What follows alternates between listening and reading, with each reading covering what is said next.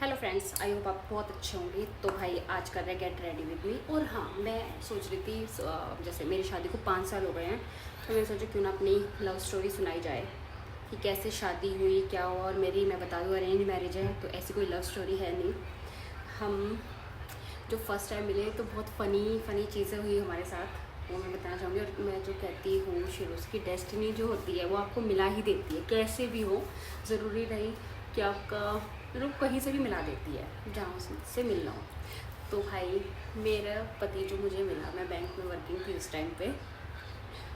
तो मैं घर आती हूँ, स्टोरी शुरू करती हूँ, तो मुझे कुछ हंसी आ रही है सोच सोच के कि कैसे हम मिले और क्या क्या हुआ। तो मैं बैंक से वापस आई तो एक फ़ोटो आ रखी थी, वो थी मेरे पति की। उस टाइम मेरा शादी का बिल्कुल भी कोई इरादा नहीं था, मुझे करनी ही नहीं थी। मैंने कहा शादी छी, कोई चीज़ होती है करने की, कौन करेगा शादी वादी। तो भाई फ़ोटो आई, उसके बाद मैंने कहा शिट यार, मैंने देखी हल्की सी। और उसके बाद फ़ोटो इसकी मतलब मोबाइल में आई थी, अब तो व्हाट्सएप पे आने की, पहले तो वैसे आते थे। तो मैंने देखी और रख दी, मुझे कोई इंटरेस्ट नहीं था। साफ बता रही, सही बता रही, वैसे नहीं कि ओह हो क्या लड़का दिखा, ओहो मैं तो पगला गई, नहीं ऐसा कुछ भी नहीं था। मैंने कहा हाँ ठीक है, देखी जाएगी। मैंने कहा यार भगवान मुझे नहीं करनी, मुझे ऐसा हुआ ही नहीं कि मुझे करनी है शादी, ठीक है। फिर क्या हुआ भाई, वो फ़ोटो आई। उसके बाद ना कई दिन बाद ऐसा हुआ कि ये बोला कि लड़का है नहीं दिल्ली में। मैं दिल्ली में हूँ, दिल्ली से हूँ, वो भी लड़का भी दिल्ली से ही है, मतलब मेरा पति लड़का।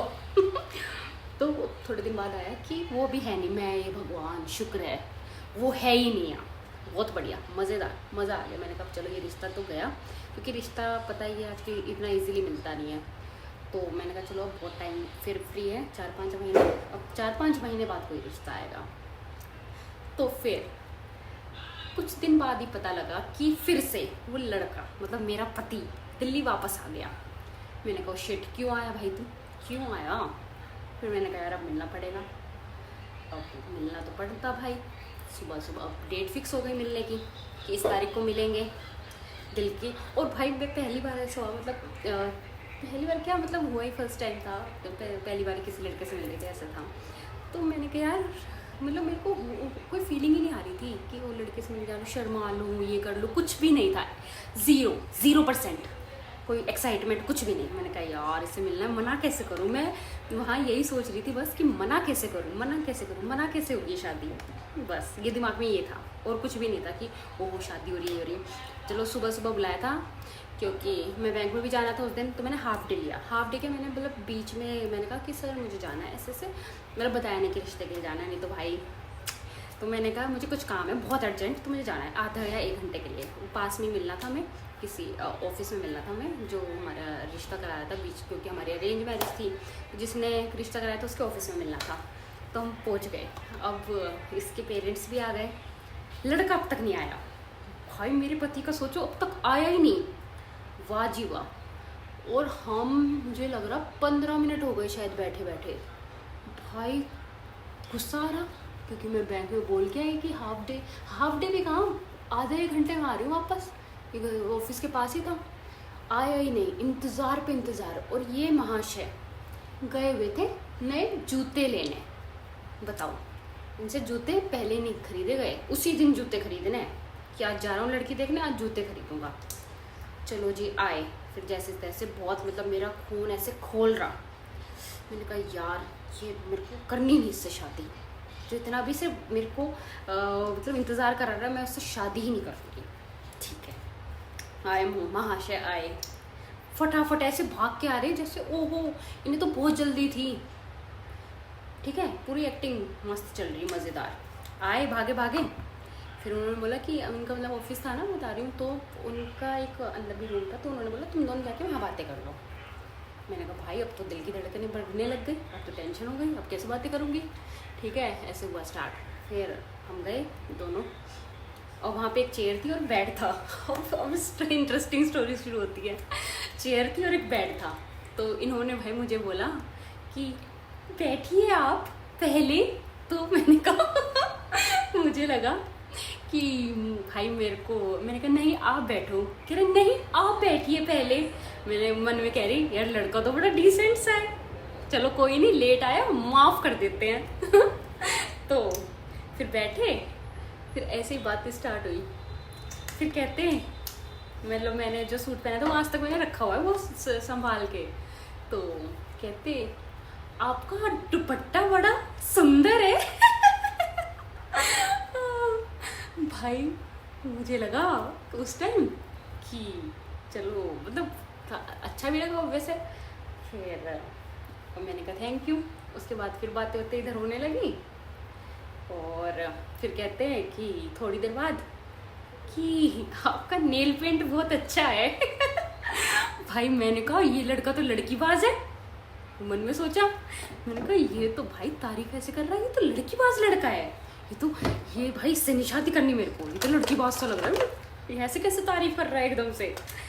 क्योंकि बड़ा अजीब सा लगा उस टाइम। तो फिर मतलब ठीक तो लगा ही था, ऑब्वियस है, जब भी तो शादी हुई, ऐसा नहीं है कि बुरा लगा था। और कॉम्प्लीमेंट भी अच्छा लगा था। भाई किसको नहीं लगा, किस लड़के को नहीं लगेगा कि उसके दुपट्टे की तारीफ हो, उसकी तारीफ हो, सबको अच्छा लगता है। तो मुझे भी अच्छा लगा, और भाई उस टाइम इन्होंने कर दी तारीफ। उसके बाद फिर बातें शुरू हो गई, बातें चलती रही।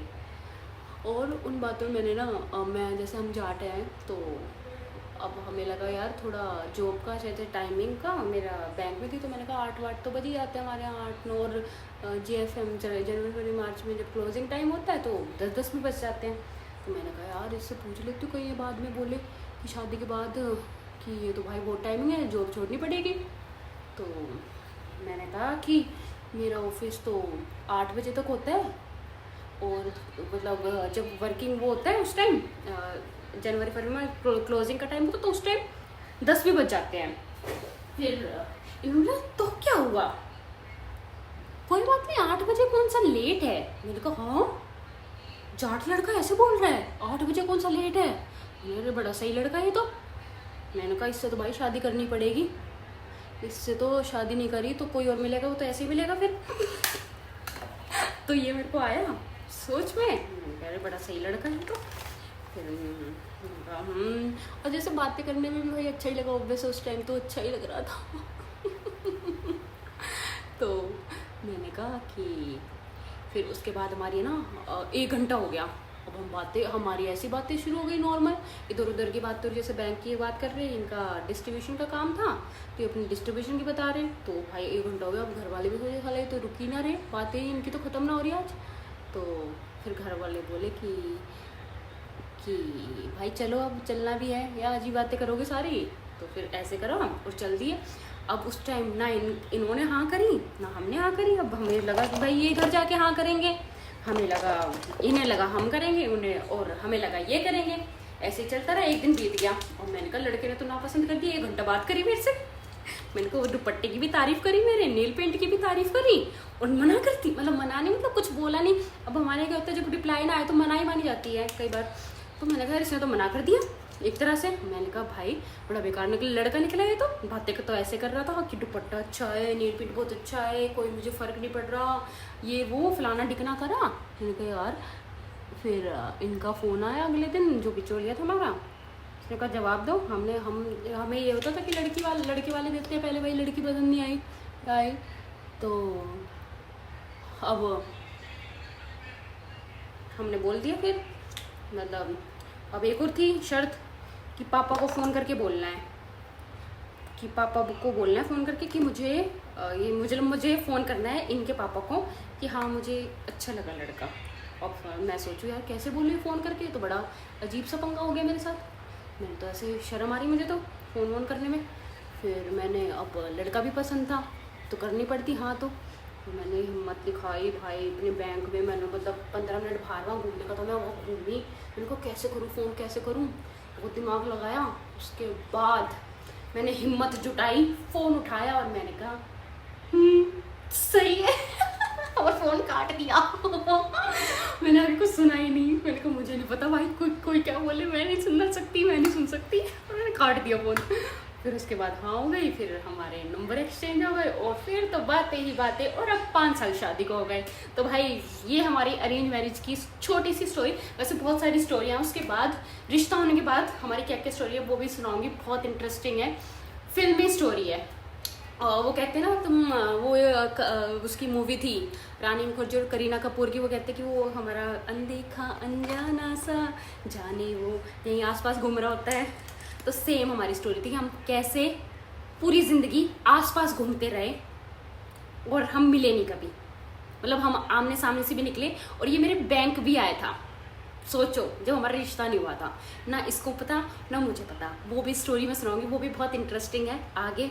बट आज ये वाली स्टोरी थी जो मैं सुनाना चाहती थी, जो बहुत ही मुझे हाँ, तो मैं इसलिए कहती हूँ कि अरेंज मैरिज भी रोमांटिक हो सकती है, ज़रूरी नहीं लव मैरिज में ही इंटरेस्टिंग हो। अरेंज भी कई बार बहुत इंटरेस्टिंग होती है। तो भाई वैसे हम मिले और बातें शुरू हुई, बातें ऐसी शुरू हुई कि फिर 5 साल हो गए, बातें ही बातें हैं। तो कैसी लग रही हूँ मैं और कैसी लगी मेरी लव स्टोरी अरेंज मैरिज वाली, ज़रूर बताना। तो ये मेकअप मेरा डन हो गया और बिंदी लगा लेते, छोटी सी बिंदी सोच रही हूँ लगाने की, छोटी सी बिंदी लगाएंगे। ये रहा बिंदी का, ये वाली लगा लेती रेड कलर की।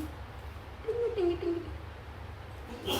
तो हम हो गए हैं रेडी, अब लेंगे दुपट्टा और चलते हैं। Bye bye, take care.